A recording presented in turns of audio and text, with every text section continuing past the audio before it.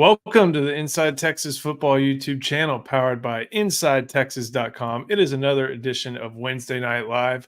We have your questions and we have some latest and greatest intel from Texas practice the first couple days of this week. Believe they're off today, so we'll be going over some of the stuff from Tuesday's practice and a Monday practice that Steve Sarkisian called one of the best he's seen at Texas. Again, we've been talking about it all week, and we want you to be along with us as we talk about it all the way up to the season. So make sure you like this video, subscribe to the channel, help us get to 10,000. And, of course, head to InsideTexas.com for the best practice reports and recruiting updates. That's where we go into detail. We've even got our guy Justin Wells. Normally on this video, he's out patrolling I-20 in Ruston, Louisiana, talking to a Texas prospect, seeing some NFL guys out there too as well. So, Eric, an eventful week. It's kind of that point of the year where, we're 2 weeks in, and just as much as the team is probably trying to battle through mental and physical hurdles, we're trying to get that through that as well, but at the same time, still have a lot of information flowing. Yeah, you mentioned Sark discussed that Tuesday practice as the most, or the Monday practice rather, was one of the most. But got to get to some super chats that we have. Got one from our friend Brett Nelson. Brett says, "Are we still confident in the Michigan game? Do we try to air it out more with running back injuries and their DL strength?" Eric, you actually had some insight in a question and answer over on the Inside Texas message board. Curious what you think of this one, and it also kind of pairs in to a question we got over there about what you're looking for in that game aside from a win. Yeah, he asked if I'm confident. Yeah, I am confident. I'm more confident going into this game than I was going into Alabama last year, and I predicted that Alabama win. So, yeah, I feel good about it. There's still a lot to learn about this team, of course. And, every game could take on its own life. So, we're not exactly sure how it's going to go. Sark's going to have to respond to how Michigan defends them. Obviously, going into that game, it's going to be strength on strength with Texas offense versus their defense. But I've got a number of things I'll be looking for in that game. How is Quinn processing? He's going to have to get to his second receiver. They've got some really good defensive backs over there, especially everybody knows Will Johnson. But they're going to be a well-coordinated defense, and they're going to give Quinn a lot to think about, especially with those D tackles getting pressure up front. So that's another thing I'll be watching. How did the interior O-line do against their two NFL defensive tackles? We've been hearing really good things about Texas's defensive tackles through August camp. That might be foreshadowing that Michigan's going to have some success as well. And then another thing I'll be watching for that I'll be getting more and more excited about, more and more confident in with every practice report is team-wide defense, run fit specifically against that team. You can't miss your lane, you can't miss your assignment, otherwise they're going to make you pay in the run game. Even though they're replacing a whole lot of players, they're still a good culture. They're still going to have that same mindset to play smash ball. And so I think Texas defense, all 11 men are going to have to be on the same page. What we're hearing about right now is confidence building. One thing I've been asked a few times by, like, whenever I do radio hits or something like that, whenever they ask me about the impact the Alabama game had on that team last year, I always kind of mention it's like that game impacted the 2023 season and gave them the belief, I think, that, like, okay, we can go all the way through.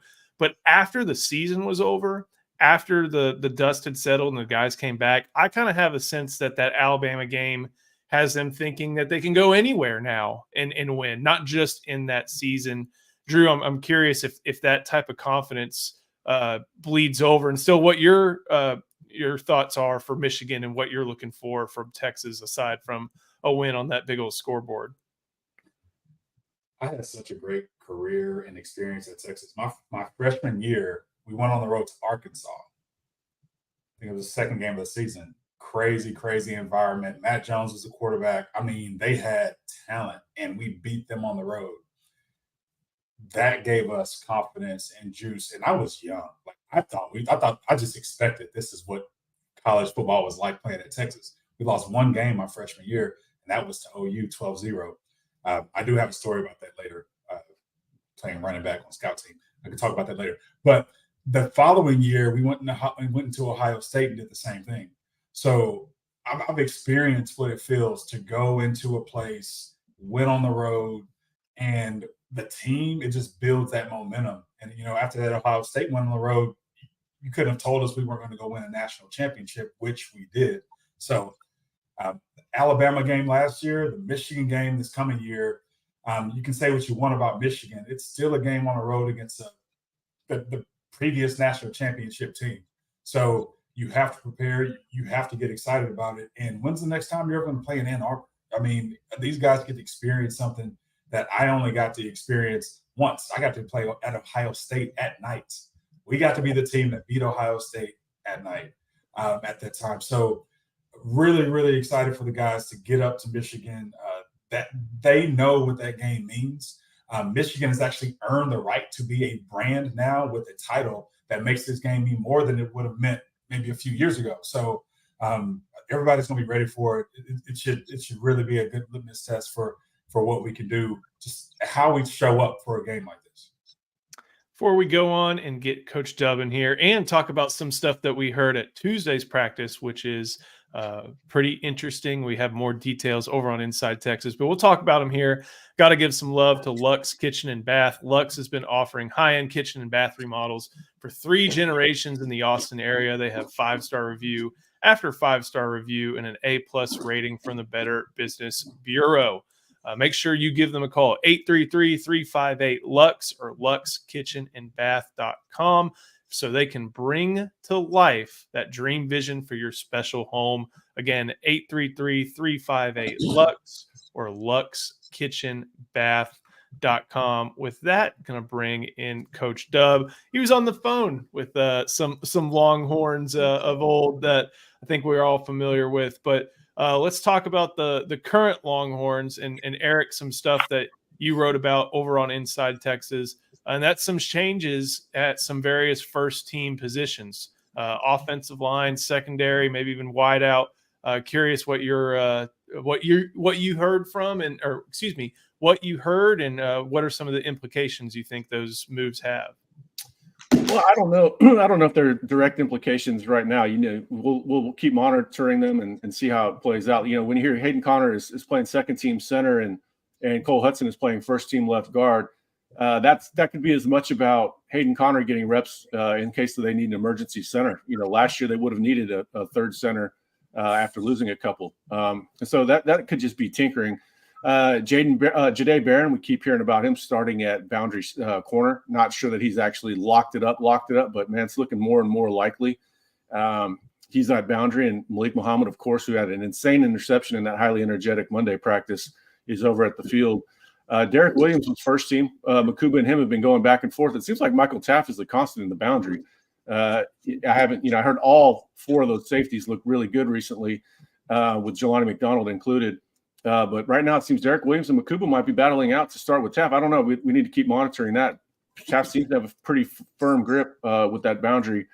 And then there was another one we had. Oh, yes, DeAndre Moore at slot receiver, which is interesting because Matthew Golden just had a really good scrimmage. So DeAndre Moore, they've got 6 starters at wide receiver, I should say. I'm not exactly sure how it's all going to shake out at this point. You also had a comment on the message board about somebody asked when it's winning time, when it is this point at this time, when it's a 1 possession game in Ann Arbor or a playoff game, which trio out there, did that trio match the first teamers, or is there a little bit of difference with some leeway with how Sark deploys his wide receivers? Well, I mean, game context will always matter. How much time is left on the clock? What offense is working? Are they running it out of 12 personnel? Are they whipping it around out of 11 personnel? How do the running back situation play out? But whoever starts the game is likely who's going to be finishing. But game context will matter. Who's having a good game? Does somebody have drops? That all matters. They've got 6 wide receivers that can play in crunch time, though. That includes Ryan Wingo, who has been tearing it up recently, largely with Arch Manning as his quarterback. So kind of in a second team role. But all 6 of those wide receivers are good and ready to play in crunch time. I'm not worried about that. And then it's just kind of a dealer's choice of what's working. Is Gunnar Helm blocking well? Is 11 personnel working? So I think it's just going to be dependent on the game. But they can be varied. They've got 3 tight ends. They can go 3 tight ends on the goal line if they want to. They can go 11 or 12 personnel. They can throw it out of 12 personnel as much as they can run it. So there's a lot of things they can go to. It's really hard to know. 13 personnel for Texas is going to be a lot of fun. I feel like if they try to deploy that, haven't seen that one. Coach, glad you're joining us. And there was a good comment that praised a lot of what you and Homer were able to do, talking about Trey Wisner, and trying to figure out what his role may be in this upcoming season. Trying to see if I can find that comment, but either way, there it is from our buddy UT Parking. His breakdown on Trey Wisner was great, and you showcased that it wasn't just running back, that opportunity in the Tech game that makes Trey Wisner well regarded by his peers, but also his willingness to do a lot in special teams. And we want people to go watch that video, of course. But is there a little snippet you can provide of why Wisner may be getting a lot more trust because of what he did last year? Man, with most coaches, if you play special teams, you probably have a good chance of getting real snaps on offense or defense, whatever your position is, and shining on special teams, right? Because most people, and Drew probably can attest to this, when special teams, they blow the whistle, most people try to hide in the back. They don't want to go out there. They don't want to be on scout team. They don't want to, run down the field and practice in the hot weather. But he's willing to do that, man. He really sets the tone for the team, I think. And the whole team comes around him, and if you watch the video, you can kind of see the whole sideline celebrate when he went to go score him a touchdown, man. And it's like a guy you want on your team, like he's a juice captain, right? I think he gets it from his coach Choice, but man, you got to go check out the video. That dude set the tone, right? And I mentioned in the video, that's how Terrell Davis made the Broncos on a kickoff, went down and just smacked somebody, right? And so yeah, it was huge. Yeah, he wasn't just a guy. He wasn't a system running back as much as maybe people want to put him in that mold. Speaking of running backs, got a question from Twitter from Jeff Gasca. How are we at running back? Do the newcomers have what it takes to get the job done? I feel like we're all really confident in Jaden Blue. We just spoke about Trey Wisner. So then the question goes to Jarrett Gibson, the third scholarship running back. We talked a lot about his exploits at IMG and how, Eric, this is someone who's physically mature and also mentally mature playing football for the Longhorns early in his career. Yeah, he was already making a mark and likely as a special teamer this year before the injuries happened. He was going to play at some point just because he's proven to be reliable. Obviously, he's physically mature. I think he's a good combination for being so bulky. I think he's a good combination of an inside-outside guy because he's always trying to get downhill. Even when he's going wide, he's trying to get downhill as fast as possible. One guy, of course, we're not saying that he's going to have a career like Frank Gore, but one guy compared him to having that sort of niftiness between the tackles. Frank Gore could make guys miss in the phone booth despite his body type. He was kind of built out too, but he has good feet, lateral quicks, but likes to get downhill too and move the pile. So I think he's got a chance to earn those short yardage runs. But also, I think everybody's selling Jaden Blue and Trey Wisner short between the tackles. Blue creates some good downhill velocity with his speed. If that lane is there, if that predictable lane is there, he's going to hit it 100 miles an hour, and that creates quite a bit of force. And then Trey Wisner just has a natural slashing running style to get north-south pretty quick. There's a lot of different ways to run it between the tackles. Gap schemes, we have been hearing that gap schemes have been coming around. The timing of blocks, guys picking up the right player, running backs knowing where to go. We're hearing that that's been improving the last couple practices. So I'm still bullish on the run game, but they cannot have another injury.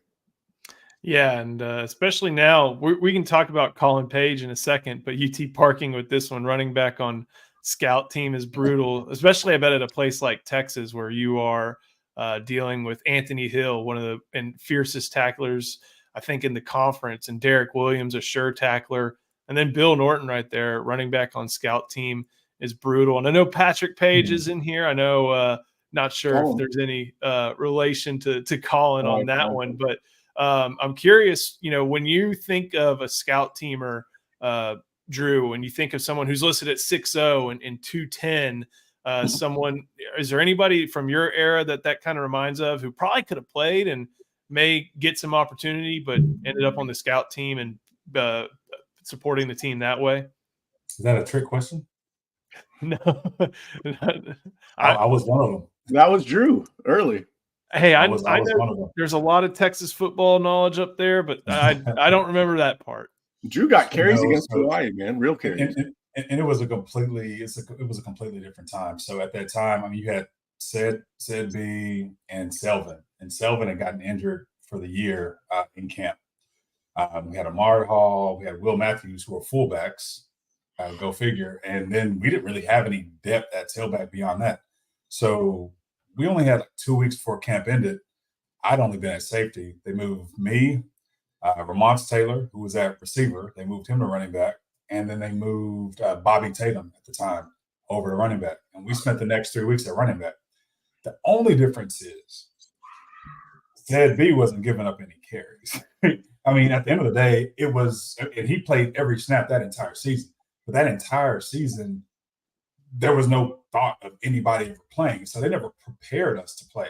So, which is funny enough, when I got thrown in the game against Rice, I mean, poor Chance Mock. Sorry, bro. Like, I did not block well enough for you to do what you needed to do in that game. No, actually, it wasn't Chance. It wasn't Chance. It was Matt Norman. It was Norco. But what's funny about Scout Team, my funniest week on Scout Team, because I ended up staying on offense in the Scout Team for the rest of the season, which was great. I got to hang out with Sed B and Will and just be in that room on offense for that year and see how the offense ran. Because at that time, I mean, I was playing safety, but I wasn't in any running to do anything else at that time. My biggest week, my most fun week at Scout Team was the OU week. And it's funny being on Scout Team because you want to be impressionable. And so that week I had been getting reps on defense and playing safety. And it's like, all right, Scout Team came. I had to go to running back. And I got to be Adrian Peterson for the week.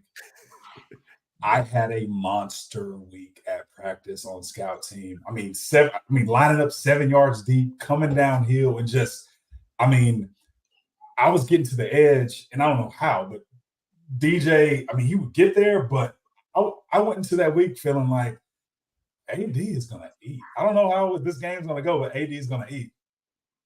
Adrian, it was freshman year. We lost 12-0. I think he had 225 that game. So that's another thing about being on Scout Team is you see all the gaps in the defense and in the schemes. Like, I don't know. But it was a fun time being on Scout Team, being on that part of the team. I probably wouldn't have gotten as close to the offensive guys at that time, but being a Scout Team running back is different now than it is then. I do feel like the guys are really getting developed to play. Jared Gibson's getting developed to play. Everyone's getting developed to play as if the next snap could be theirs. Definitely different than when I was playing because Sed B wasn't giving up snaps. Eric, when it comes to Colin Page, they've the Trojans over on Anderson High, they've come a long way from the days of Bill Frisbee and Paul Wadlington. They're actually putting out a few different athletes now. Of course, there's Ed Small, who used to be a Texas baseball commit, TCU wide receiver commit, I think in this 2025 class, and Page before him, who, did some great things at the 5A level in Austin. AISD doesn't get a lot of respect football wise, and some of that's merited, but he's someone who's earned Steve Sarkisian's praise, has a frame, runs hard. And if you watch the highlight video that Texas put out on social media, he's there diving across the end zone, running hard. And, you hope you may not have to get to that point this year, but I mean, at the same time, it's nice to have a walk on that quality who you could rely on in an emergency. Yeah, he's a solid player. I asked about potential walk-ons after the loss of Baxter, even before the loss of Clark. Obviously the loss of Kai Woods, who tore it up in the spring game, looked really good. And then Savion Red transferred. So, yeah, I asked about them, and Colin was a player that was named, and then he went out and had a good practice. He's a well-built guy. He's a beast in the weight room. So he's going to be able to take some punishment, which is going to happen. He's probably going to get a lot of in practice this year. I'm glad that he's well-built. He's going to be bruised up. He's going to earn all the side benefits that walk-ons get in Texas because they're not on scholarship, but there's still, plenty of ancillary benefits that they receive. He's going to earn all those this year. Trying to look at, who's going to be the next Roschon Johnson. Coach, the thing with Roschon Johnson that made him so unique is you watch his film at PNG and he was throwing the ball for the Indians, but he was doing zone runs and gap runs just because that was part of the offense. I think, we may not see another Roschon Johnson. I know we have this ideal and it's a great story, but the likelihood of somebody making the position switch that seamlessly and then having a great game against eventual national champions, I don't think we're going to see something like that ever again. Nah, I don't see it. The only other person who probably took a lot of zone reads or running downhill at quarterback in high school maybe was Juan Davis. You know, I don't think he's Roshan. So I don't see anybody on the roster unless you go grab one of those safeties like old Drew there and put him at running back. But I don't see anybody on the roster who can replicate what Rojo was able to do at Texas and make it seem that easy. He had over almost 100 yards against West Virginia. Then he came back and almost had 100 against Oklahoma the next week. Like, you know, in an emergency situation type. So yeah, I don't see anybody else. Eric, this comment is perfectly for you. Could Juan Davis play a juice check type role? Oh yeah, absolutely. I love juice check. Yeah, I mean he looked good on Tuesday night's practice as an H-back. One, you know, not just receiving or anything, but just kind of doing the dirty work. I posited the other day he could get some carries, but yeah, you can have a varied role for that guy. We know Sark likes that Shanahan offense. I'd love to see some of that. You know, move some 2-back sets with Juan in the backfield with Jaden Blue. Give that defense something to think about. Plenty of movement to reline up against. Yeah, I'd love to see that, man. Anything that compares to the 49ers. You know, I love the slot machines, the way they use the receivers. I really wanted Whittington to go there.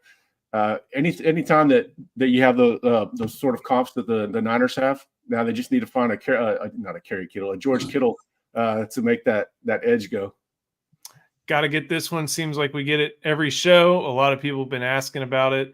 So latest on Jonte Cook. You talked a lot about that on the Inside Texas boards. It's not like he's fallen off the face of the map. He's just it's a good wide receiver room. He's part of that 6-deep rotation. Yeah, well, UT boy, he gets up here every week to ask that question. Let's go with old Riverside over here, Riverside Drive. Dude, Jonte has to be the most popular guy on YouTube. He must be running ads like he's running for president or something. We get asked about him all the time. All 6 of the wide receivers look good, and that includes Jonte. All 6 of those guys could start. That includes Jonte. Jonte's got a chance to start outside. The problem is just, you know, who's it going to be? You know, him, Silas. We hear about Silas all the time. Isaiah Bond, we hear about him all the time. What I do like is if somebody has the drops, you know, you might see a shorter rotation and bring in somebody else, prove they can hold on to the ball. Jonte, you know, that might have been foreshadowing. Isaiah Bond has not always had the most solid hands in his time in Texas. That spring game we saw it. He's had a couple drops in practice as well. Jonte's been a little bit more reliable like he was in that spring game. So we're going to see a lot of Jonte. No matter what you ask me between now and then, I'll probably have the same answer. All those wide receivers look good. They can all start. They're all ballers. They'll all get drafted except for maybe Silas because, you know, the size queens might not want him. He looks tiny, especially compared to such a big team. Standing next to Kobe Black, my friend was laughing about that, seeing him at the scrimmage. So outside of that, all those guys can play in the NFL. A couple of guys behind them could probably play in the NFL too with proper development. So they're loaded at wide receiver. But we don't want to get too excited about depth because we've seen with running back how quickly depth can change. We will keep going, but we got to give some love to a new sponsor here. And guys, I know, Drew, your experience going to games was a little different. I know the NCAA got you tickets, but not everybody has the friend on the team. And if you don't have a friend on the team or anything like that, you got to go to Game Time. Not only can they help you get to Texas football games, get you into the big house, get you all over the SEC. MLB is heating up. I think one team I know of is going to be in the playoffs. We'll see what happens with the other team from Texas. Either way, Game Time is the place to go for your best experience. You can even use Game Time Picks, which makes getting tickets to see your favorite teams play live a lot easier. Concerts, everything like that. Pick an upcoming game on the app. You can browse through, and one of my favorite features, I'm pretty sure I did this to go to the Coliseum in LA back in the day. You can see where your seats are just from using the app. So it is one of the coolest features. Another great thing they have is you can see how much you're paying when you hit checkout. You don't have to worry about fees. You can see the all-in pricing, and you get to see where you're sitting. So take the guesswork out of buying concert or game tickets with Game Time. Download the Game Time app, create an account, and use the code ON3 and get $20 off your first purchase. So, hey, good time to use that is this upcoming football season. We'll have more deals with Game Time coming up, but terms apply. Create an account and redeem the code ON3 for $20 off. Download it today because it is game time, and we thank them for supporting our show. Coach Dub, got a recruiting question for you. Know you're going to be out on the road a little bit this weekend. Don't know if you're going to Georgia or Florida, but we'll go there for this question. Who's more likely to be a Longhorn, Nick Brooks, who announced his commitment date today, or Jamie French, who we know is at the end of the month, and we know that is leaning towards Texas, confident enough for me to put in an RPM for him. So what's your answer to this question? Can I cheat and say both, man? Yeah, I go with that. But if not, I mean, if I had to pick, I go with Jamie French. I'll go with Mr. French out of Florida. I wish I could go see him. I wish I could go to Florida and go see him, though. That'd be a good experience. It's Jacksonville, though. Yeah, I don't. I would go with French more likely. Just USC. USC's involved heavily on Nick Brooks. USC, we know from other recruitments, USC is being very aggressive. Also, he just relocated to Georgia. It doesn't sound like Georgia is all that much of a threat, but I'm not ruling out Georgia. But yeah, Texas is in a good spot for Nick Brooks. I think they do lead. Jamie French, I think, is just on more of a glide path, and it's very likely to get done. When you talk to other people covering that recruitment, they don't have nearly as much confidence as we do covering the Longhorns. Come on over to Mandarin. Got to give some love to our guy Huff Tex. Thank you for the super chat. Where are we meeting up before the Michigan game? Eric, sounds like you'll be there. I'll be there. Will Gallagher will be there. Ian will be there, returning, not staying there, but returning. We'll have to maybe rely on Ian, but I don't know any of the Ann Arbor spots. I know the linebacker lounge at South Bend, and that's about it. And that doesn't help me much here. So what's the place to be? Man, I'm kidding. I'm probably, I don't know. That doesn't sound like the most fun crew. You got to stay, nice and neat for your game coverage. And then Will Gallagher and Ian are a little tame. We got to get Ian dressed up like Pat McCaffrey rolling around there. I don't know where I'm going to be. I'm going to be walking around, probably carrying a 12-pack, talking to UT fans and hobnobbing. But I will be in Detroit until Monday afternoon. I'm going to that Lions-Rams game Sunday night. So anybody who wants to hang out on Inside Texas, shoot me a private message. If you're staying in town Saturday, Sunday, I'll be in Detroit for 3 days. Let's see. I like this comment from Patrick Page. You talked about Silas Bolden's draft prospects. The NFL has proven that they are size queens to an extent, but there are guys like, Mike McDaniel seems like a really good example. And granted, Tyreek Hill is Tyreek Hill, but Mike McDaniel, even, I think D'Amico Ryan's a little bit. When you look at Tank Dell, like they value some traits and exploiting those traits more than others. And Drew, the fact that we have a good sense that Silas can do great things on standard down, but also be pretty impressive on special teams, kind of makes me think that with the type of year we project, that he could end up getting 5th round selection, kind of like Keelan Robinson did. I think the best part about him is that he brings such a different skill set that whoever drafts him is going to have to want him. They're going to have to want him. They're going to have to visualize exactly how they're going to use him and implement him into the offense, how he can be used on special teams, how he can be used in the return game. So he is that unique of a player and that talented of a player. Now, when it comes to projecting him as a receiver, an actual full-fledged receiver that can run the full route tree that we are hearing right now, the NFL is going to have to see a year of that to get comfortable with it. Because you're right, his size does stand against him. But from everything we're hearing right now, he has all the tools to convince everybody he's capable of doing that. So, just like Jordan Whittington, you just got to go to the right situation. They have to want you. They got to know how they're going to use you and maximize your skill set. So when you have that unique skill set like he does, you usually get someone who loves you. So I really think 5th round or not, he's probably going to get a team that knows exactly how they plan to do it. I feel like you talked about the offensive fit. I don't think Oregon State in 2023 and Steve Sarkisian are terribly different, like in what they want to do philosophically. But one had DJU and one had Quinn Ewers. Like Oregon State was a big time play action pass offense. We're going to see their running back in Miami and their quarterback at Michigan State, or one of their quarterbacks at Michigan State, the other one at Florida State. So that's an offense that really likes to do the play action and then chuck it deep downfield based off of that. And that limits, what Silas Bolden's able to do. I think with what we heard from Quinn Ewers talking about how he wants to improve and has improved in drop back passing and a more, what we think about Quinn Ewers being better than DJU, I could see Silas Bolden having maybe a better offensive production on standard downs this year and being able to compete for a spot in the draft and then go kill it in Indianapolis like someone at his size and speed would be able to do. Like this one, it kind of combines two questions, one from Herb Watkins and one from Victor Santiago. Sark has always wanted to take 3 wideouts this class. Lockett is in, and hopefully French soon. What is the number 3? How about the number 3 wide receiver being an athlete in Terry, assuming he wants to play wide receiver?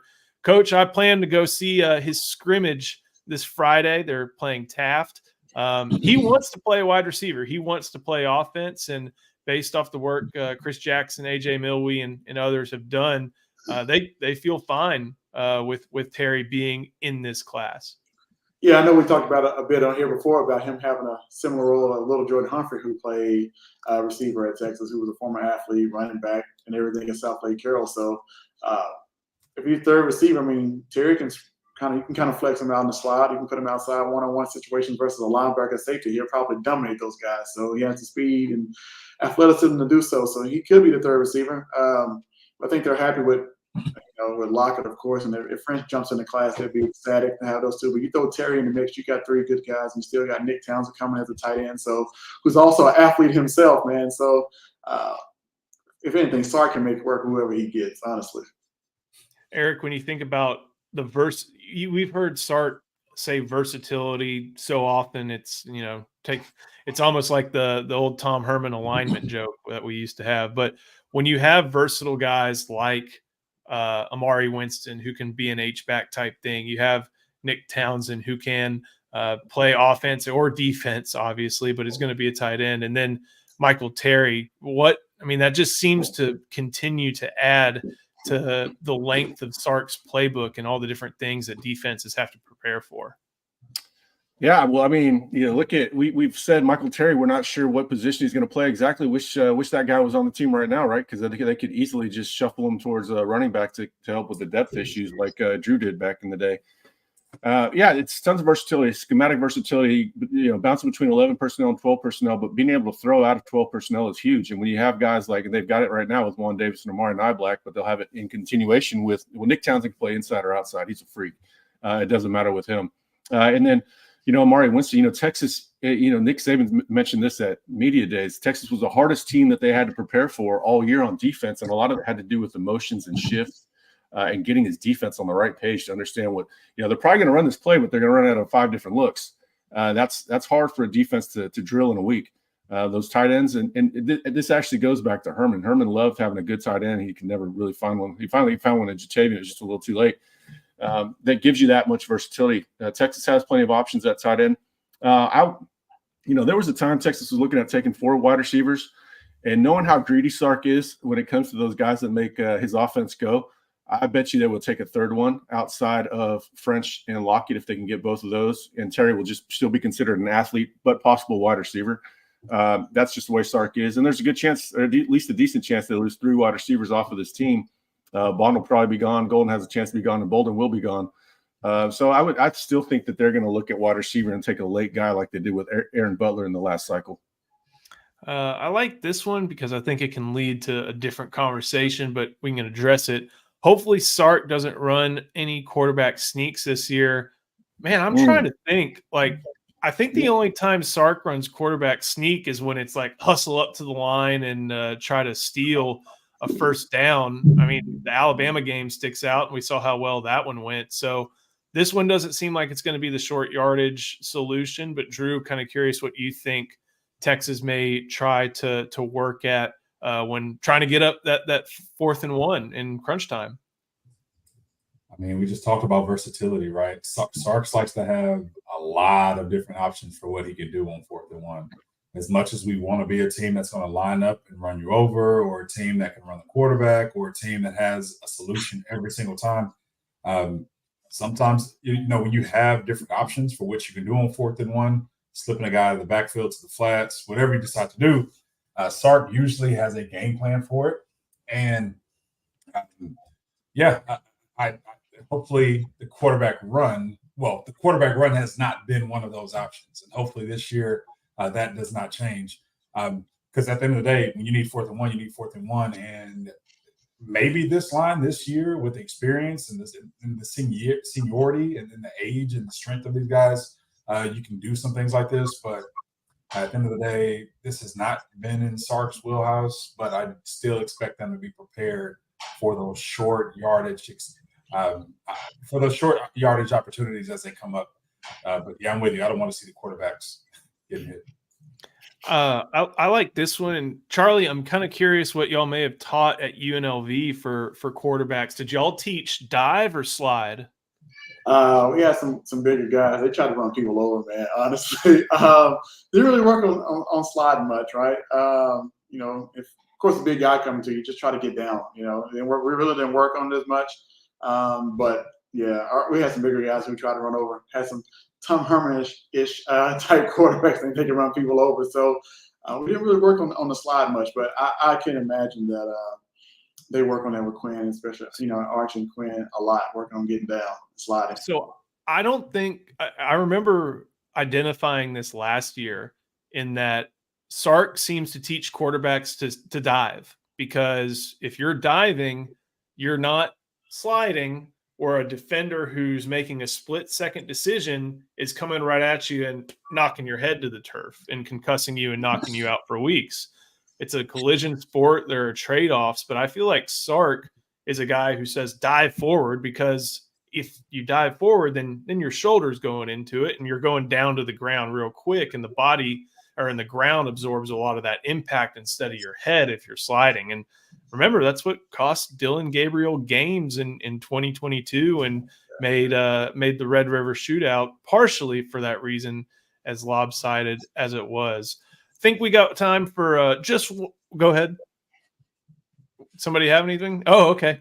One more from Victor Santiago. How is Texas looking for Jonah Williams? Haven't heard much about him lately. Deciding at the end of this month. And Eric, we've still got some confidence in Texas in a very competitive recruitment. Yeah, not quite the end of the month, the 24th. So what, 10 days from now? Mm-hmm. Victor, come on, man. You got to be on nITe as much as you're on this. And I write about Jonah a lot. Did a video on him the other day, I think Friday, inside the program from Galveston, in fact, a very average Galveston hotel, I might add. Went down there, spent the night, just so I can inform you people on it. So when you say you haven't heard much about him lately, that hurts my heart here. I feel good about it. I don't know who, I don't know how it's going to end up. But I think Texas is, and I've been saying this for a very long time, Texas is a much more real player in this recruitment than everybody's talking about, than everybody's giving Texas credit for. Texas was in it even before they hired Schlossnagle. There's a lot of things in Texas's favor, especially now with Schlossnagle. So I don't even know who the main competition is. Could it be USC? Could be LSU? I think A&M is still hanging around the rim. I know Oregon is still trying. I just don't think I don't think it's going to be Oregon. USC, Texas, LSU, maybe A&M. I don't know, man. I'm not brazen enough to put in a prediction on it right now, just because it's very, very difficult to figure all this out with all the moving parts. It's a lot different than it was a couple years ago. But Texas has as good a chance as anybody, and I would not be surprised in the least if he ended up being at Texas.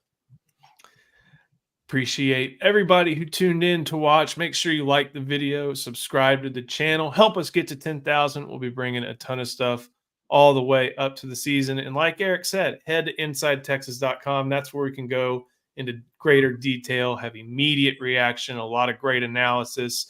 Head to InsideTexas.com. Sign up for the season. You are going to want to check out everything we have. Practice reports and practice info are where we shine, but we do great in recruiting. We got Justin on the ground.